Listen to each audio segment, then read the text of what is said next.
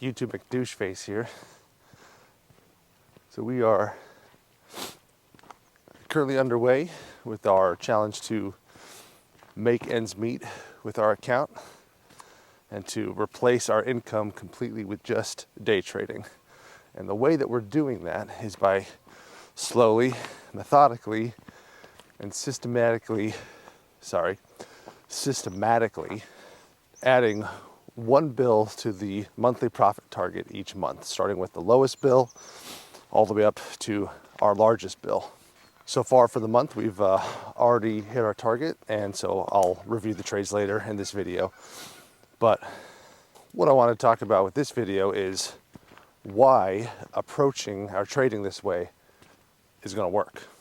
So approaching our account management this way draws from a principle found in strength training called progressive overload.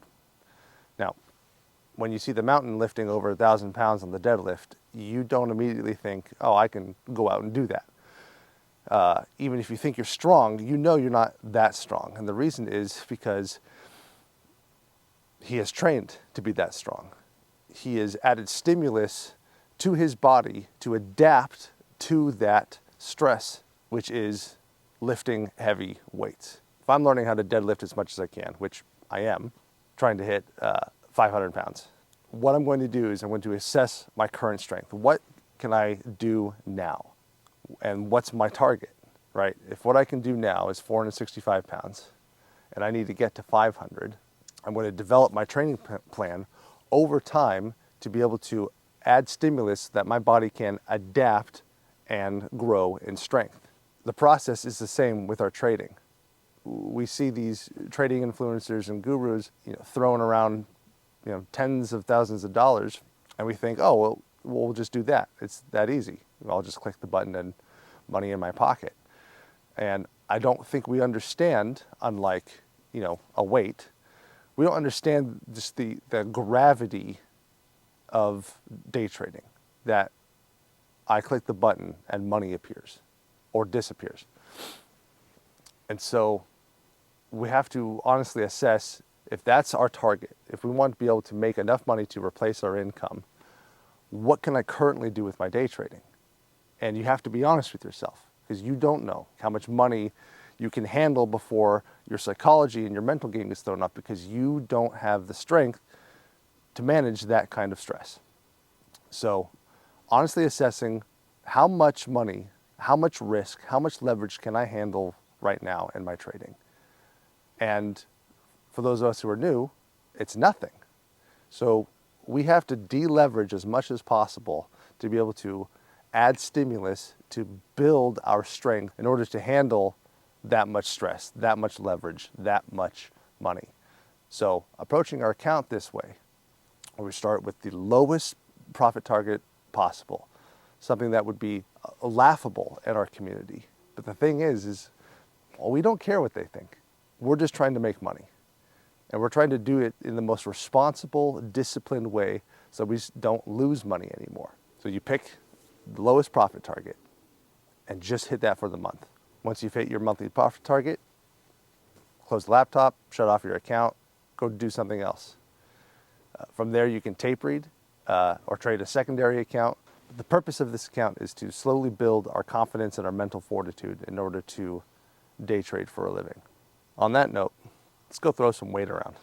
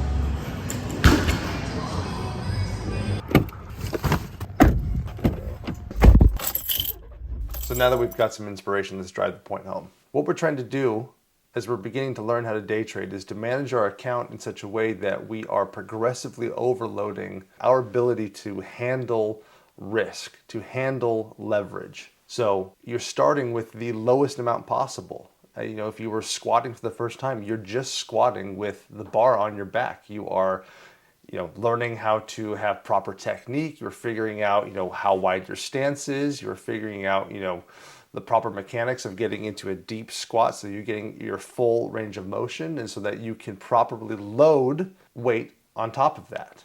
And then your body adapts to you adding weight slowly over time. And so it's the same thing when you're managing your account.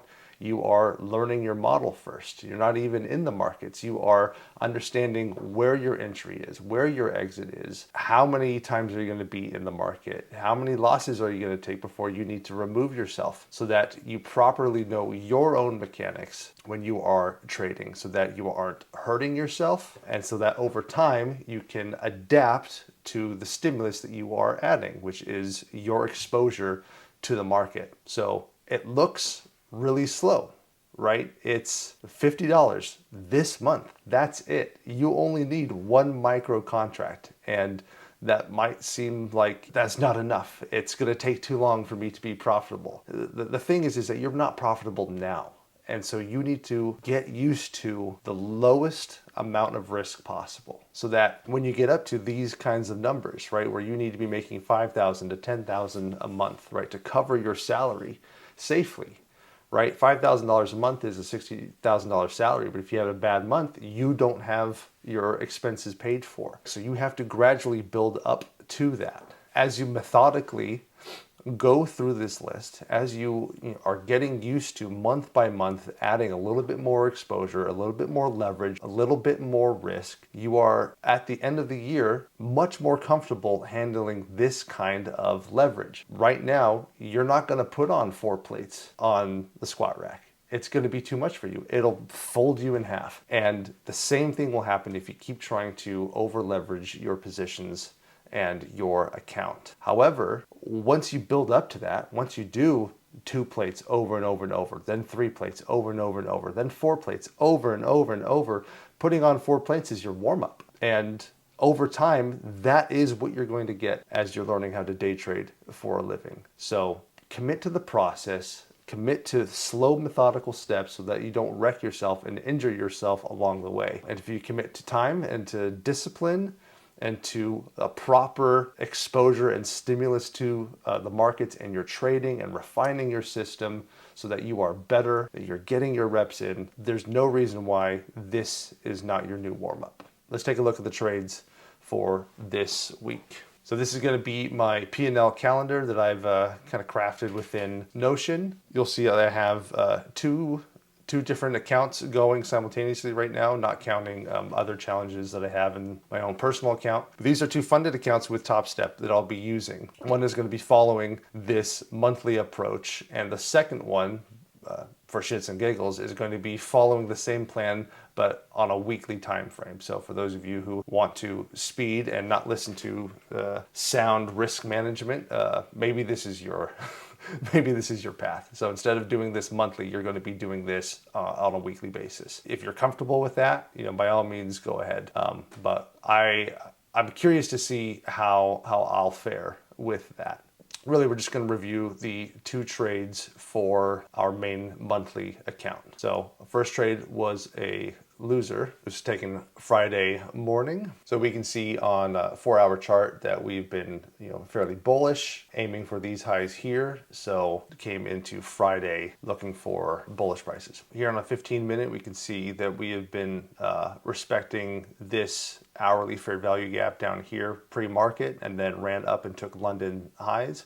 I was looking for some of the shorts up here, but I didn't like that we're so close to hitting previous day's high. So once I saw that we had come down and we're starting to respect this 15-minute fair value gap, I was looking to catch a bounce up. So here on the 5-minute on the ES, here was the respect of that 15-minute fair value gap, as well as this 5-minute fair value gap as we started to move up and break structure, I was aiming for at least a retracement into this inefficiency up here, while also looking to see if we were going to take out those previous day's highs. So here on a 30-second chart on ES, this was my break of structure here. I didn't enter here because I was waiting for a bit more confirmation, and so once we came up again, entered on this fair value gap, and almost immediately went against me. Looked like it wanted to continue to go deeper into that 15-minute fair value gap, as well as back into this 1 hour fair value gap. So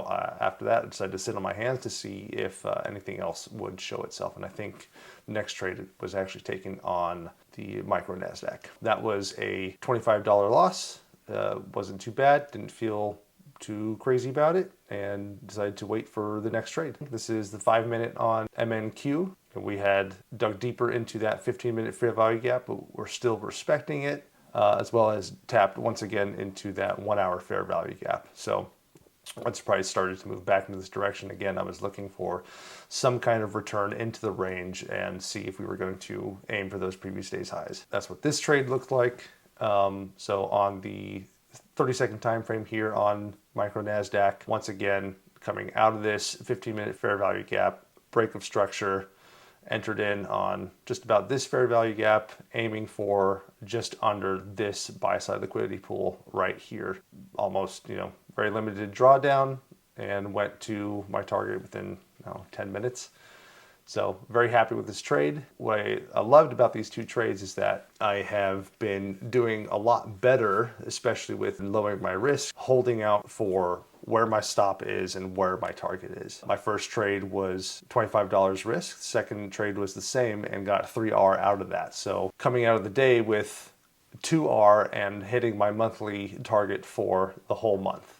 To me, I'm very happy with these trades. So now I get to just sit on my hands for the rest of the month, which means that I will either be tape reading, demo trading, or I'll be trading this weekly account down here for the remainder of the month. So then in February, we'll be adding to our target and hoping to bring our account balance to $175. So again, my goal is to not use more than one micro contract per $500 of drawdown. Now, because these are technically 150K express funded accounts at the top step, I have $4,500 of drawdown, so I can use up to, what is that? Is that 9 micros?